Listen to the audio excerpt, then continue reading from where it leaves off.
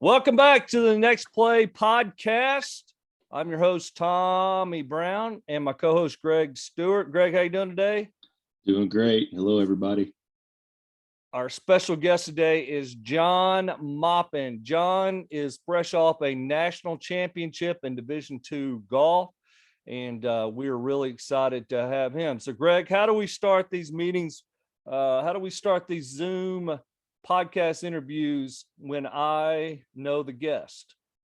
Well, what I like to do is have you open it up and tell me what you think you know about the guest and introduce them to our listeners and see how much you get right and what you get wrong. And then we'll let John clarify some of that. So why don't you tell us how you know John? Well, first of all, John, welcome. Thank you for being on this. Hey, glad to be here. Yeah, thanks, guys. All right, so John, here's your bio. John played golf at Berry College. John is from, I believe, the Atlanta area, if I'm not mistaken. Again, you can't correct me till I'm done, John. All right, so John was an All-American golfer at Berry. He married a better golfer than he is, who was also Janie, who's also coached golf as well and played at Berry, and she's definitely better than him. He came to Lee probably around 2008 or 9 and has been at Lee ever since. He has had tons of success at the NAIA level, and then Lee went to D2 and they have just won the national championship, the first national championship in Lee history. They have 3 children. I believe the oldest is probably around 9 or 10 at this point, and not sure on the youngest. My wife Andrea just said they had 3. I thought they had 2. So anyway, he has coached men's and women's golf, and I believe he is the head coach of both those programs, but does have someone helping him extensively with the women's program. So John, what did I mess up there? Okay, you know what? You got a few things right. I'm gonna give you about 50% grade out on that. That's it. So I'm from the Nashville area, Franklin, Tennessee. Oh, that's right. What, you went to FRA, right? Centennial, big public school there in Franklin. Yeah, Centennial High School.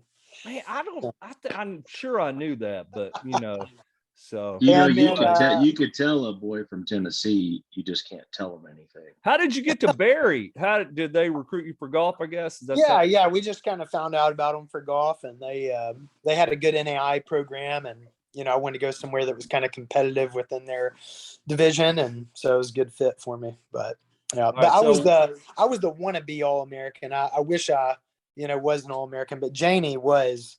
The better player of the two, much bigger trophy case than mine. So hopefully our kids will get their golfing genes from her. But yeah, 3 kids. Our oldest is 8. She's actually. I was pretty close. You were close on that. You were close on that. And she's actually playing in her first golf tournament this afternoon. So I'm going to be dad caddy. Okay. Yeah, that's something we better delve into right now. Like, what are you gonna? Are you gonna talk to her, or what are you gonna say? You're just gonna be dad? I'm a little more of the nurturer, I think, than her mom is. So we couldn't let Janie take over on that. I needed to ease her into it. So get her lined up. So yeah, we'll see how it goes. All right. So what's the goal for her on 9 holes? Where's she playing? What? She's playing down at Valley Brook in Chattanooga. All right, little U.S. kids tournament, just 9 holes, and I don't know. We haven't, she's gone to our golf camp in the summers, and me and her played in a parent-child tournament, and she said she wanted to play some, so we just signed her up, and we'll see how it goes. So she could shoot 40 or 60. What do we got? I think we're gonna be closer to that 60 number than we are 40. As an 8-year-old, though, I guarantee you, Greg, she could beat us as an 8-year-old. I don't know if we're there. I believe it. All right. So what else? How about the what year at Lee now is this? When did you start? So this is I'm starting my 15th year. So I think it was 08 was the. So I got that right. 08, 09. You were all over it. The national championship, and the men's team won the national championship in the spring. That's right. Yep. So the women actually made the NCAA quarterfinals, so they finished 5th. They had a great run as well, and then the guys though won the whole thing this year. So it was a special season for sure. Now tell me, your own golf career, you you played in a lot of tournaments, won a bunch of tournaments. What's the, what's the highest level you played at in your own career, like out after Barry? You've Yeah, won well, I some think, local tournaments and things like that. yeah, I think that's it. Just at the state level, and Tennessee State amateurs, things like that. I mean, I had a stretch where I felt like I was, a great player, but those days are getting further and further removed. But yeah, just playing at the state level, and then after college, and those sorts of things. So, So but Greg John's lowest moment in his golf career was when he lost a head-to-head match with myself and a man named Matt Sanders. He and Marty Rowe, the women's coach at Lee, lost a head-to-head match against me. It's actually my greatest moment in golf, Greg. And they gave us like 5 strokes, but we didn't need them. We took them out head-to-head. And I Right. officially retired after that because it would never get any better. Would you my say that's memory gets fuzzy on that. I'm still unsure of the details of that day. would you say that's the lowest moment of your golf playing career? I would think it would be. If that story's true, that would definitely, yeah, that'd be an ultimate low point right there. So Well, John, John, I'm still giving Tommy a 2-stroke penalty for being out of bounds on thinking you were a Georgia boy and not from Nashville. yeah, exactly. Atlanta and Nashville, they're pretty similar. So Greg, start us out on a question for, again, we like to thank Lee University for their sponsorship of this Next Play podcast. And John obviously has been an employee at Lee University for 15 years, and go look it up, lee.edu. So thank you to Lee University. So Greg, start us off with a big question for John. And again, our focus here, John, is overcoming mistakes, and which I'd say that's a pretty big deal in golf. So anyway, Greg, start us out. There's no doubt, and with the fact that this podcast is titled Next Play, I mean, I think as a golfer and anybody that's played that game, that you can't dwell on a bad shot. You got to get to that next shot mentally. Once you talk to us, John, a little bit about what was some of your mental focus, and I would just say rituals that you had as a golfer to prepare you to play to the level you did and have the accomplishments that you did. Well, so I think the big thing is, you're trying to get these guys and ladies to a point where they understand that golf is not just hitting the ball well. So, I think you got to differentiate golf in terms of your practice when you're really working on your swing and, the technical side versus then going out on the course and playing. And I think that's a tough thing for them to grasp, just because they're used to growing up and just grading themselves based on how they hit it.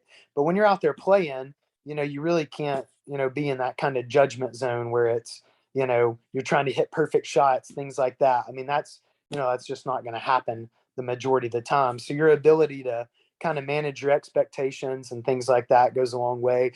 I know for me, there was just this turning point where I really started buying into like a mental pre-shot routine. And so I'm almost just, talking myself through a checklist. And before I know it, the ball was gone. And then my goal was, hey, wherever that thing went, I'm just going to, do my mental pre-shot routine again. And so this is one of the big things we talk about. How big, tell us that checklist. I mean, how many items are on that checklist? Because one of the things to talk about is, I mean, obviously you're not thinking of 25 things. So what does that entail, I guess? Yeah. So for us, like, we want our players to have a checklist that is less technical. So more things that you can control. So, they're visually related, they're feel related, so instead of thinking about, a position at the top of their swing, we want them to think about, light grip pressure, or, a certain feeling, that, or even a word that just makes them feel better about, what's coming up. So, I think we all talk about, hey, confidence, but then we're rarely doing things that are making us feel more confident going into a shot. So we try and base it around that. Obviously everybody's is a little bit different, but yeah. So, an example for us would be, walking yourself through, see it, feel it, trust it. So you're really telling yourself those things. So see it, you're visualizing the shot. Feel it, you're just feeling the shot through your practice swing. And then, as you're walking into the ball, you're saying, trust it. And then for me personally, the phrase I always added was with rhythm, balance, and patience. I just felt like if I was thinking about rhythm, balance, and patience, I was going to put a pretty good swing on the ball, you know? So Yeah. that was it. And by the time I said patience, you know, I was taking the club back and on my way. So really something that's pretty repeatable and is consistent. And you know how it is, you're trying to prepare for those. That's easy to do when it's, you know, you're out playing with your buddies or you're out practicing or anything like that. But I think I think you're trying to have those same mental thoughts in the low pressure moments as you do in the high pressure moments. So, you know, if you're doing it the same every time, it's easier to perform, I think, in those moments. Greg, were you there at Bluefield when I was interim golf coach? Were you? Was that your year? I don't think so. No, I think Yeah, that so was I after was me. John. I'm sure I've told you many times that I was golf coach of the year at Bluefield College, and so one of the only reason I was golf coach of the year is because the team that won the conference, and we had a really good team, and the guy left. So I thought it was going to be really easy coaching golf. So I thought I'm going to motivate these guys. It's going to be great. So I was shocked at how hard college golf is. First of all, the weather in the spring is horrible. Right. Yeah. And so, you know, the first match we had, a tournament we had the early flight, I guess it was 8:30. And so I thought, you know, hey guys, let's, you know, go to McDonald's on the way. We leave about 7:45. Y'all warm up, you know, get a couple swings, go out there. No, coach, we need to leave at 6. I was like, 6? I said, y'all take the van, I'll Uber over. So, you know, it was that. And then they played 36 holes in one day. They're carrying their own bag, bad weather.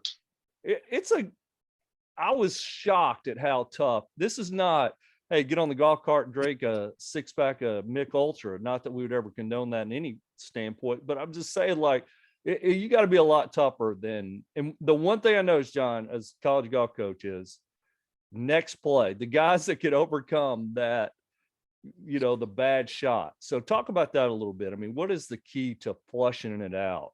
Because this, I mean, obviously we're gonna have coaches and athletes of all sports, and you know, I that's one of the keys to life, really. So what's the key to flushing it out?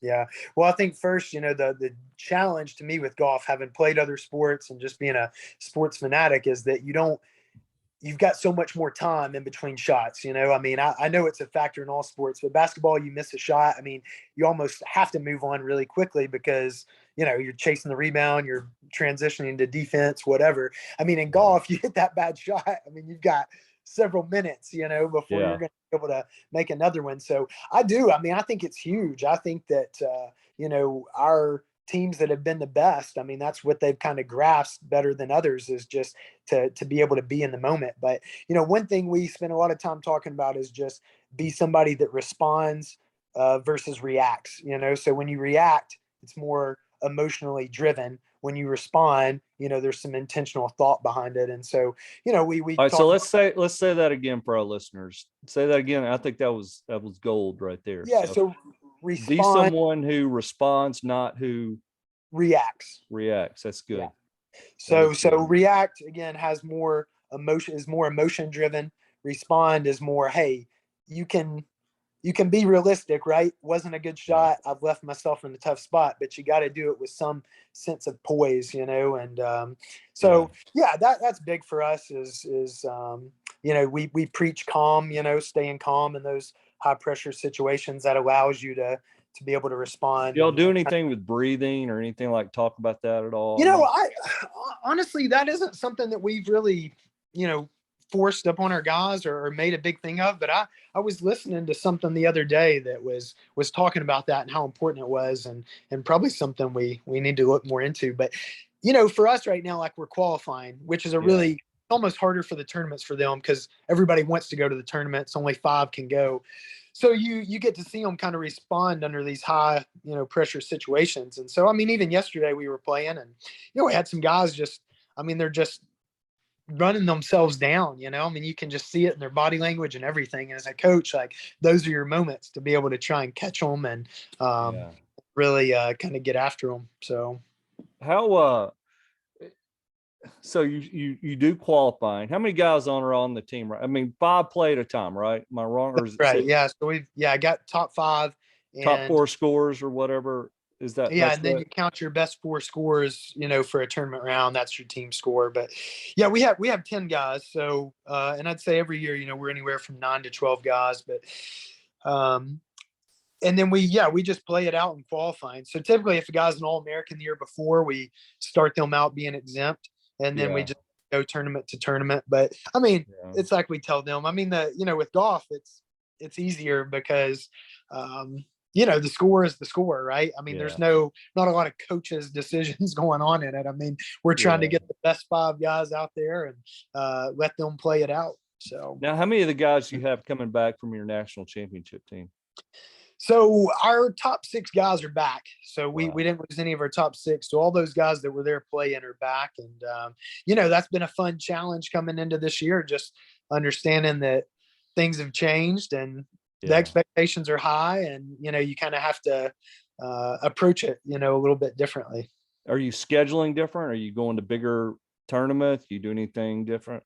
I think we've been fortunate. We've had a really good team, through that transition, and so we've played really a pretty, about as strong a schedule as we can. But we've got a couple of different ones, and I think it's just giving us more of an opportunity to kind of make some further trips and things like that. So how, or let's say so you win the national championship, and what were you seeded going in? I mean, was there a seed? I mean, you were expected to contend, but not necessarily win, right? Is that Right. Yeah. So I mean, all year we were ranked, 3rd in the country, 4th in the Yeah. country. But I think that's where the scheduling helps. I mean, we had played every other top team in the country, and we had obviously lost to some of them, but I think we had a head-to-head win, against every other top 10 team in the country. So it was a situation where we knew we could play with anybody, but the Yeah. format once you get to the quarterfinals is totally different than what you played all year. So you're playing 3 rounds during the year, and you take your best 4 scores each round, and Yeah. that's it.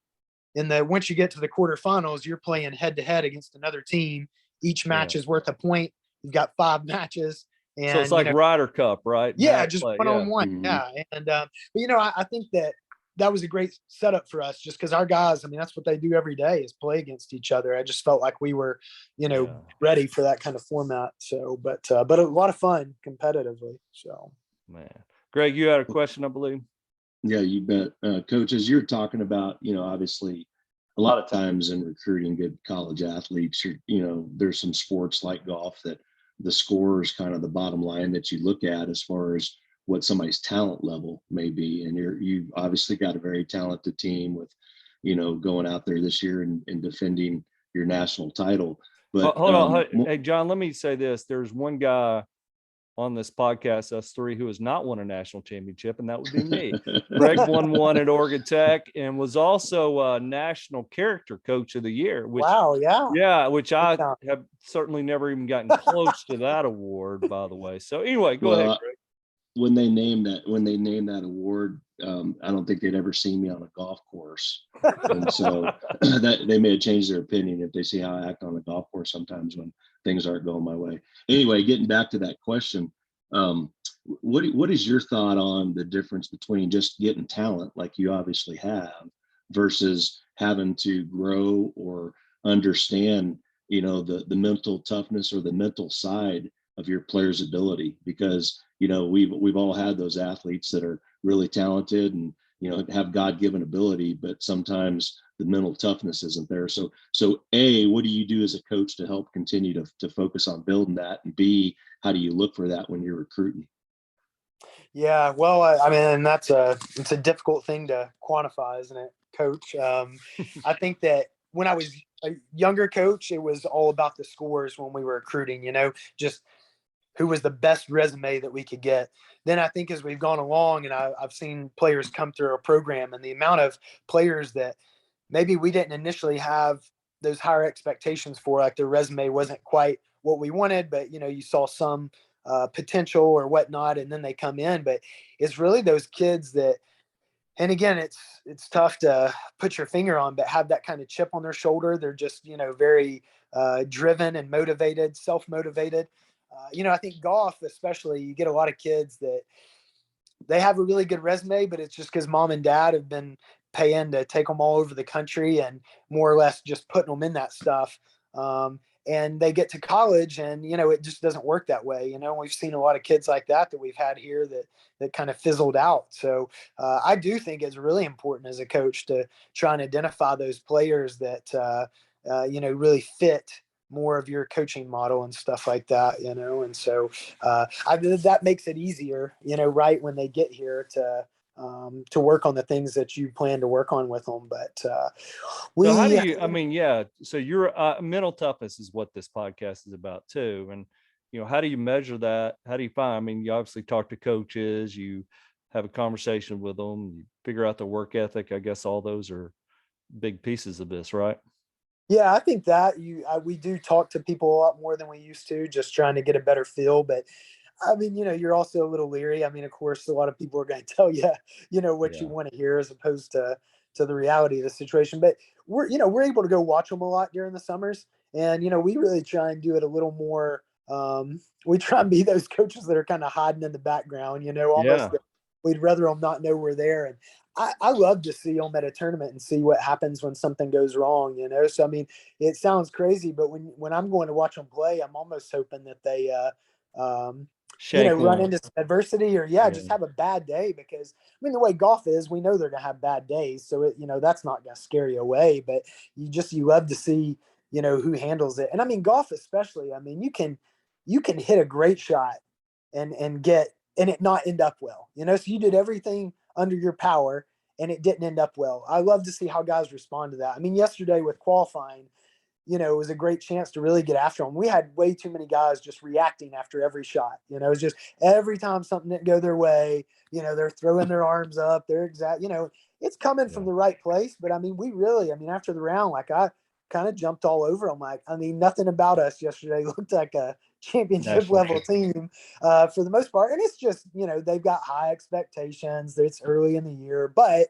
and that's to me how you do it is just you don't let those things slide, and you spend time with them. A lot of our practice is, being on the course with them and talking through those things and just, trying to hold them accountable with that. So, and then, we do a lot of team meetings. So, which I don't know if a lot of golf teams do that or not, but we spend time sitting down and watching videos on mental toughness and listening to different YouTube speakers and stuff like that. I've learned that if you can really, you feel like a broken record, but if you can just really focus in on a couple of things that you're like, hey, by the end of the year, if we grasp this, then, that's what's going to put us in the best position. Then that's really what we've tried to do. So John, you're saying, since Tommy Brown is a mental toughness expert, the coaches and universities and should invite Tommy Brown to do one of our clinics, right, Greg? Since Absolutely. that is my gift, Greg, to have Tommy come. That is mental toughness, right, Greg? Wouldn't you say? There's no doubt. And it definitely made a huge difference in our team's focus last year, which was great, and helped us to continue to have to every day go out and look at what is really the side of mental toughness that we don't have as a program.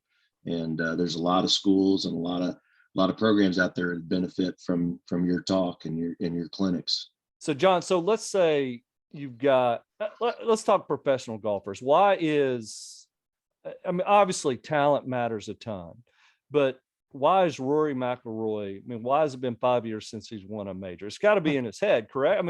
It's got to be. Why was, Tiger Woods, I read somewhere where 63% of the time when he was rolling after a bogey, he birdied the next hole in major championship golf. But what about the best of the best? It's got to be the brain, isn't it? Well, I think you can just look at the greatest players of all time. And that seems to be the separator. All those guys are so physically gifted. And again, it just comes down to being able to do it, when it matters most. So, Tiger certainly, I don't know that there's ever been a more mentally tough golfer for sure. But even athlete in general, he's up there with the greatest, of all time. What makes Brady tick and Jordan tick? Those guys. Exactly. And it's a competitive, it's competitiveness, isn't it? It's this pit bull versus golden doodle thing we talk about, like a pit bull. Tiger's a pit bull. Brady's a pit bull. Jeter's the pit bull. You know, But they don't care how you're it looks. They're just yeah, gonna do whatever it takes in the moment, you know. exactly. Yeah, they're gonna rip And your they're not face afraid. I off. mean, you hear those stories about, especially those team sports like Brady and Jordan. I mean, they're gonna bring you up to their level, Yeah, or yeah, you're gonna be gone, kind of thing. So, but I think Tiger just super demanding, but just I mean, the most impressive thing about Tiger, and I'm probably getting off topic here, about Tiger to me that speaks to the golf is, it's just not a sport where you win a lot. So I mean, even Tiger has won as much or more than anybody, and the percentages, I yeah, mean, I don't even know what it is, but it's well under 50%. I mean, you're yeah. talking about, you just don't win that much. But I think until, he kind of ran into some of those personal issues, like his, he had never missed a cut. I mean, Jack Nicklaus Yes. won all those majors, but Jack Nicklaus Yeah, missed plenty of cuts. I mean, that's yeah, a guy who just won't give an inch. I mean, I right. remember seeing Tiger, he'd have like a 12-foot putt on the last hole of the, some meaningless tournament to make the cut. And I mean, he's just grinding over that thing. And then he'd pour Yeah, it in. And you're like, what does this matter to him? Like but he still thinks he can go win that tournament. He's 20 right. shots back, just making the cut. And that's where you're like, that's just a whole different level, there. And And so watching Serena play the other night, like she would not look like she just refused to go away quietly. And I'm like, yeah. Mhm. that's whatever you think about her, like that's that pit bull. I'm gonna beat you. And it's just this the elite of the elite And have it. well, and they're not afraid to. I mean, I don't think you have to be a bad person to do it, but they're not worried about what anybody else is thinking, right? And I think Oh yeah. today that's what we battle the most is, hey, everybody's trying to please everybody else. I mean, they were clear in their objective and they went after it. I mean, not until recently has Tiger really had that many friends on tour. Anything else? And that because that Yeah. wasn't what he was there for, And Yeah. that's changed with these guys. I mean, the money's all there, and it's just, I mean, you got these guys jumping to live, and it's just like, I Yeah. don't know. It What just, are your thoughts on that? I mean, that's interesting too. While we got, I mean, that has nothing to do with next play mental toughness, but you'll be the biggest golf expert we have. So what's your thoughts on live? yeah, I think I'm a little disappointed that some of those guys, like their legacy, maybe hasn't meant more to them because, I mean, Yeah. honestly, at the end of the day, nobody's going to care if you win tournaments on live golf, and Yeah. some of those guys obviously are, still going to be in contention in majors. But I'm curious to see how it affects their development. I mean, the PGA Tour, you were playing the best players week in and week out. I mean, you know where you stand. I think there's a sense of urgency about your game. I mean, live golf, they're playing in shorts. They listen to music. They're shotgun start. I mean, it just so Yeah. I don't know. I'm interested to see if it hurts their development and improvement, as players. But I'm That kind of makes like me Charles. wonder. Makes me wonder too, John, and maybe you have some insight on this. Is how much it is going to force the hand of the PGA to open up the pocketbooks a little bit more now, from what they were paying out in these tournaments. Because I like in live golf to when we were growing up the USFL, because it was after the USFL and you had a second football league that some of these football players really started getting big paydays after that league went by the wayside. yeah, and I think that is it. I think there will actually be some good come from it. And I'm not one of those though that thinks anybody can stand on their moral high ground and criticize these guys for taking that money. I mean, that's I Yeah, I mean, it's a hey, Like lot of money. Charles somebody Barkley, sticks that Charles money in our Barkley says, face. That's somebody gave me different. 200 million, I'd kill one of my family members. So, all right. So Charles. John, back to like helping athletes, young athletes. What would be a recommendation on the mental side for we'll have a ton of high school athletes listening to this. What would be a recommendation in any sport that you would give them about responding to mistakes? Anything, what would you have done, wish you'd known as a high schooler that you know now? Yeah, I I really think, and again, this is what worked for me, and we try and push it with our players and stuff. But I think having you know, it's being able to be prepared for those moments in the sense that when this happens, this is how I'm going to respond, right? So you're ready ahead of time, And I just, Yeah. for me, having those thoughts, going into every shot allowed me to know, hey, once that was done, like it's over. I was just moving on. So I Yeah. really, I mean, all growing up, I heard, hey, have a pre-shot routine, but I took that to mean, a physical pre-shot routine, do this many practice swings, do that.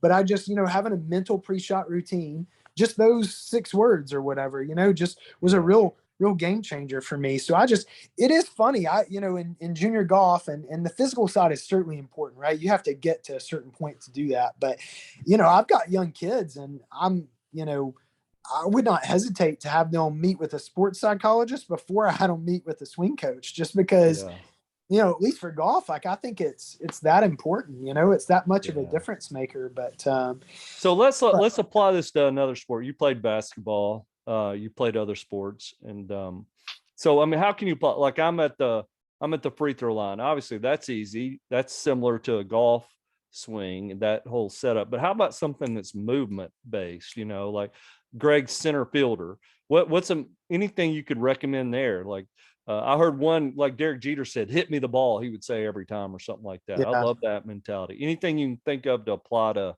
all the different sports on here. So yeah, that's a good question. I guess I've been so golf oriented over the last 15 years. I haven't thought too much about it, but Now you're a big Mike Krzyzewski guy, obviously. So anything you would, you studied him a bunch.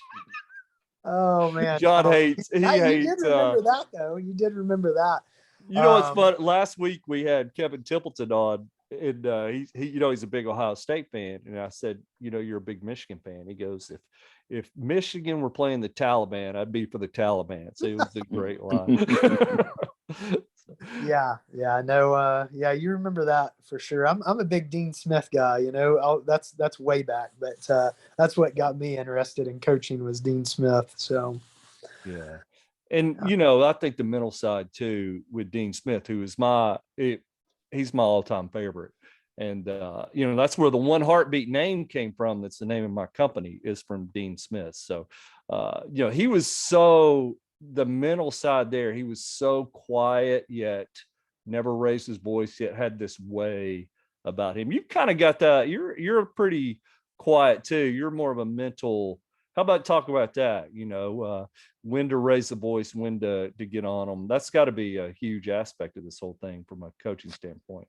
Yeah, I think, and there's probably a little more voice raising sometimes in our program than people would think, but I think, that's just kind of knowing your players and stuff like that. But I have learned that, if you can, I used to do it the opposite. I would react to what they were doing, and instead of trying to use it as a teaching moment and be calm about it. But some guys need you to I mean, in golf is different, right? I have some guys that, it needs to be a little lighter, and they're going to respond fine just from that. And then I have some that need me to really fire them up, and get them going. So I imagine they read your body language quite a bit too on the course. So, I mean, what are you allowed to say to them on the course? Are you even allowed to, what's the rule there? So, we can do everything except, carry their bags. So, we can read putts and talk to them. And so I just try and be in certain spots during the round and let everybody come through. But I'm not great at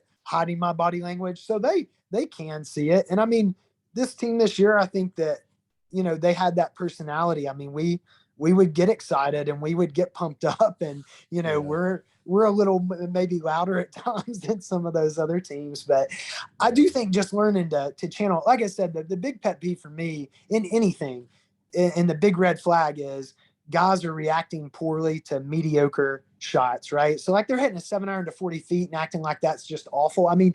Nobody's that good that hitting a 7-iron to 40 feet is that big a deal, but that's really what we, try and harp on and control with. So, same thing, if you miss a shot in basketball and you're, those shoulders immediately slump down or anything else. Yeah. And, just feeling like, hey, we feed off each other's body language. So it's okay to be frustrated, but you can't be down, you can be mad, but you can't be like degrading and you can't be, have any of that self-pity stuff. That's the stuff that bothers me. And, but body language screams, right. it doesn't whisper, right, Coach Stewart? Yeah. Body language screams. No.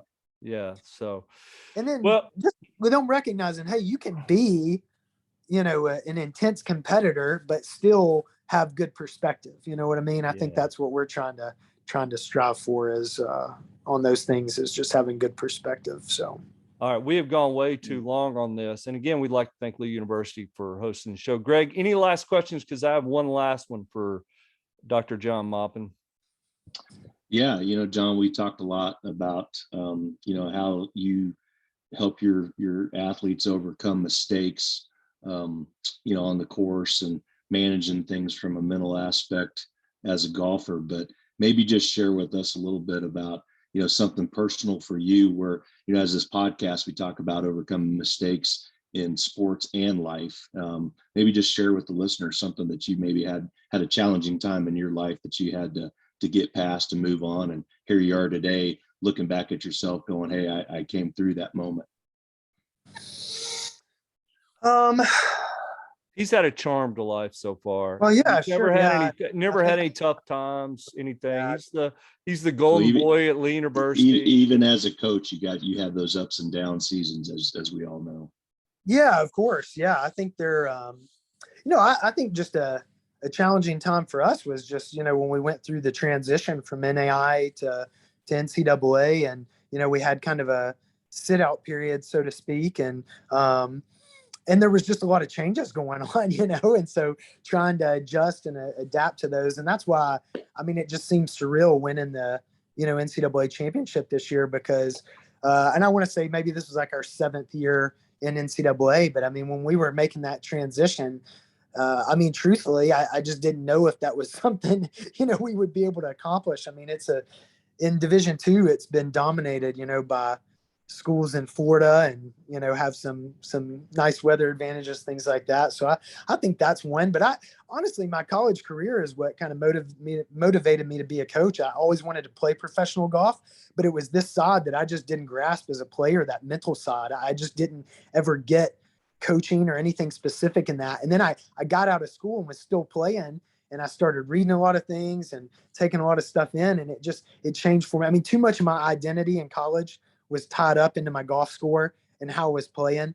And I wanted to be able to, apply what I had learned to help, these guys and these girls in that thing and let it be about more than that. So, we say in our program, we want it to be about relationships and winning, those two things. And we really try and, go for that. We're not going to shy away from winning, but we're not going to lose perspective and let, our identity just be about that.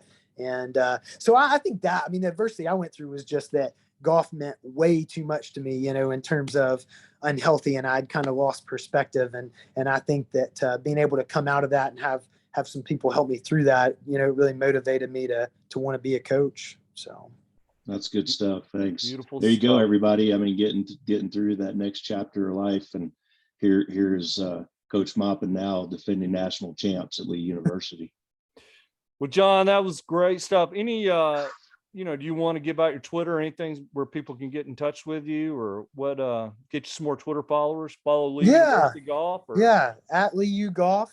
And then Instagram is, we have 2 separate ones for men and women. That's Lee Men's Golf and Lee Women's Golf on Instagram. But social media seems to run the world these days. So we are always active on that with our teams, and we'd love to have some more followers. So, and if you're interested in playing golf at Lee, you probably aren't good enough. So just keep that in mind. So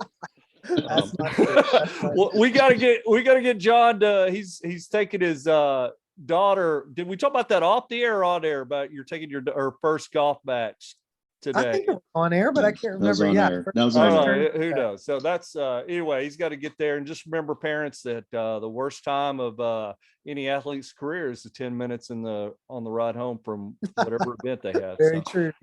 Good reminder. John, great job. We appreciate you, and we wish you well in this upcoming season. All right, guys. Thanks. Greg, Tommy, thanks so much. Appreciate it. Thanks, John.